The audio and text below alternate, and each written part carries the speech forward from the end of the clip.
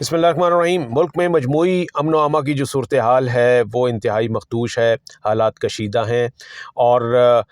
جو حکمران طبقہ ہے جو کہ جنہوں نے کہ اقتدار اپنے ہاتھوں میں لے رکھا ہے، وہ اس وقت سخت ان کے ہاتھ پیر پھولے ہوئے ہیں، فیصلہ سازی میں بالکل ناکام ہو رہے ہیں۔ انہیں کچھ سمجھ نہیں آ رہا کہ کرنا کیا ہے اور کس انداز میں جو ہے معاملات کو اور اس کو سدھارنا ہے۔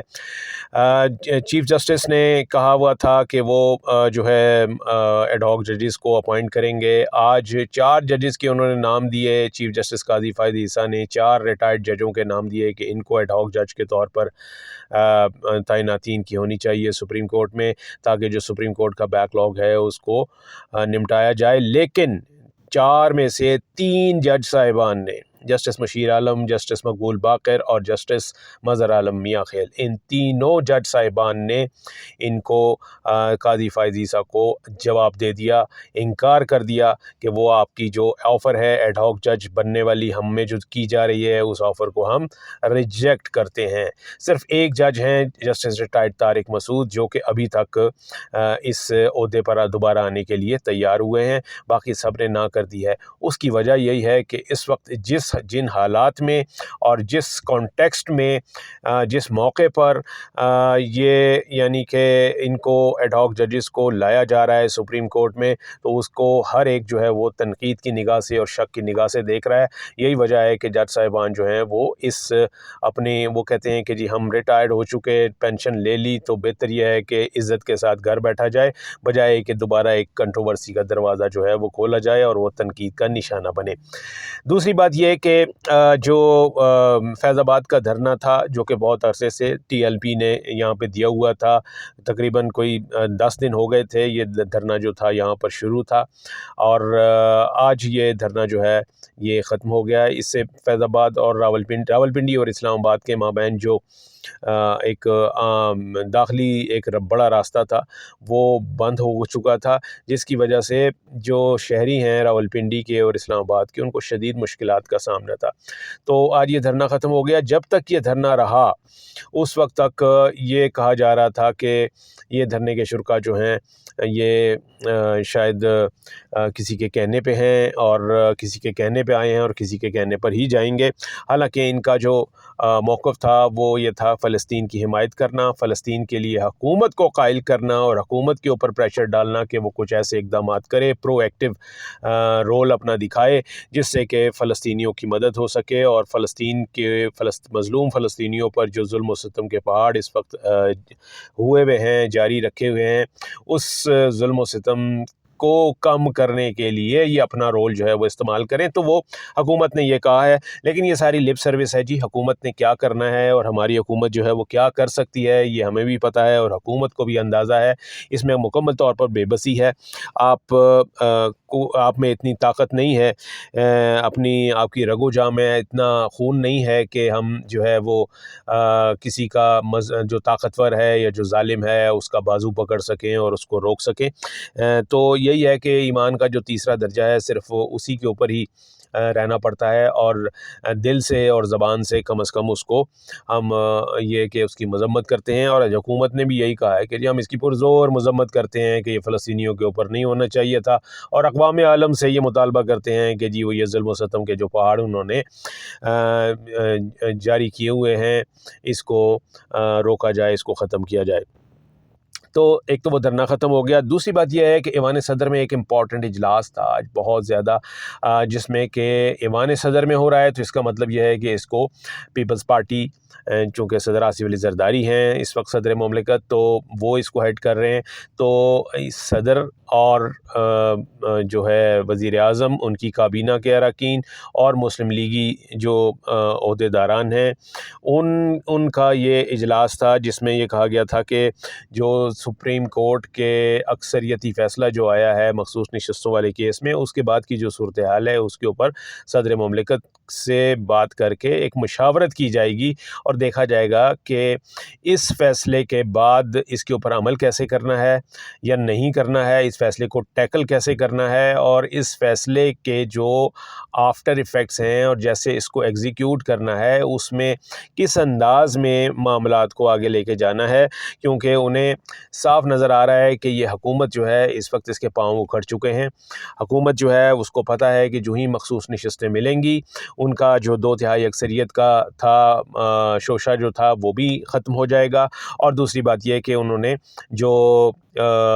وہ سنگل لارجسٹ پارٹی کے طور پر اگر دیکھا جائے تو پاکستان تحریک انصاف جو ہے وہ پارلیمنٹ کے اندر سنگل لارجسٹ پارٹی بن جائے گی، اور پھر کوئی بھی ایک بڑا گروپ جو ہے وہ اگر ان کے ساتھ مل جاتا ہے تو ایسی صورت میں ان کے پاس عددی اکثریت جو ہے وہ آ جائے گی۔ 51% اگر ان کے پاس میجورٹی آ جاتی ہے تو ایسی صورت میں وہ کوئی بھی اقدام اٹھا سکتے ہیں، کوئی بھی آئینی، قانونی اور پارلیمانی اقدام اٹھا سکتے ہیں، جو کہ جیسا کہ آپ نے دیکھا کہ ماضی میں تحریک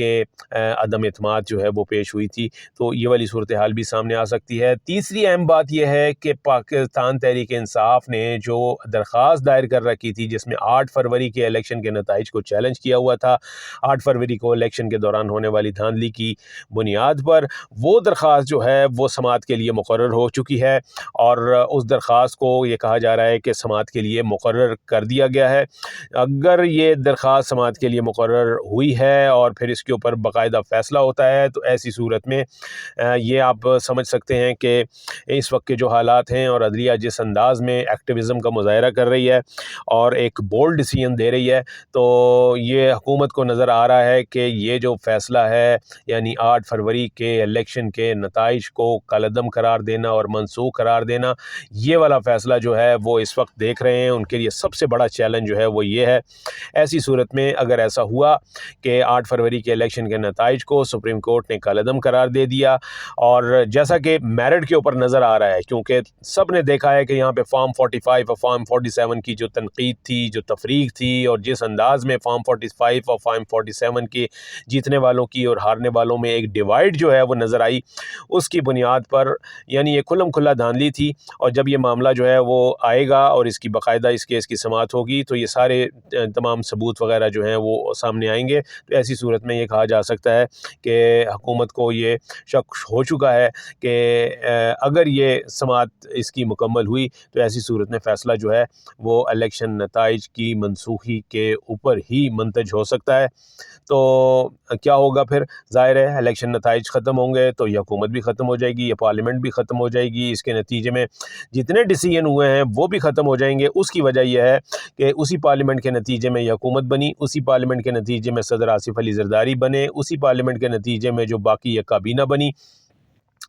جب یہ سارا کچھ ختم ہو جائے گا تو اوبیسلی پھر ایک ویکیوم ہوگا، اور اس ویکیوم میں اس کو پر کرنے کے لیے آئینی طور پر بھی یہ ہے کہ جی انٹرم سیٹ اپ آتا ہے،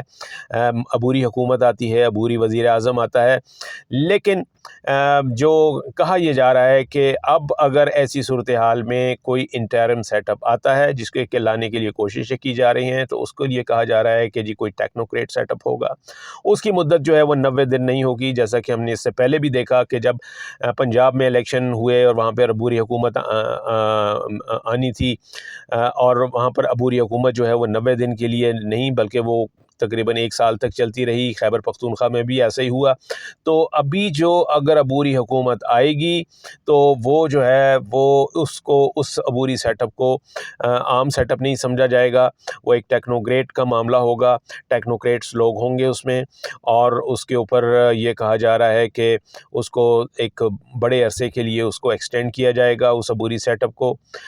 یہ 90 دن کے لیے نہیں ہوگا، اور اس عبوری عرصے کے دوران پھر حالات کو قابو میں رکھنے کی کوشش کی جائے گی، اس لیے کہ اس وقت کی جو صورتحال ہے اس میں جو یہ عہدیداران ہیں، جو حکومت ہیں، جو ایون حکومت میں اور حکومت سے باہر ہیں، یہ تمام اپنے اپنے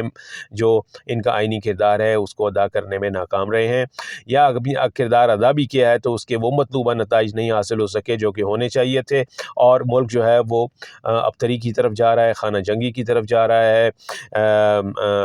جسے ہم کہتے ہیں کہ معاشی بدحالی کی طرف جا رہا ہے۔ اس چیز کو اگر نہ روکا تو ظاہر ہے کہ یہ ایک بہت بڑا ایک ڈیفالٹ کا خطرہ بھی پیدا ہو جائے گا۔ تو نظر ایسا یہ آ رہا ہے کہ جی آج مریم نواز کا ایک بڑا معنی خیز جو ہے انہوں نے ایک جگہ اسپیچ میں انہوں نے یہ بات کی ہے کہ جی جب بھی ملک جو ہے وہ ترقی کی طرف جاتا ہے تو چند لوگ بیٹھ جاتے ہیں اور وہ یہ جو ترقی کا راستہ ہے اس کو روکتے ہیں یا اس کو ریورس کرنے کی کوشش کرتے ہیں۔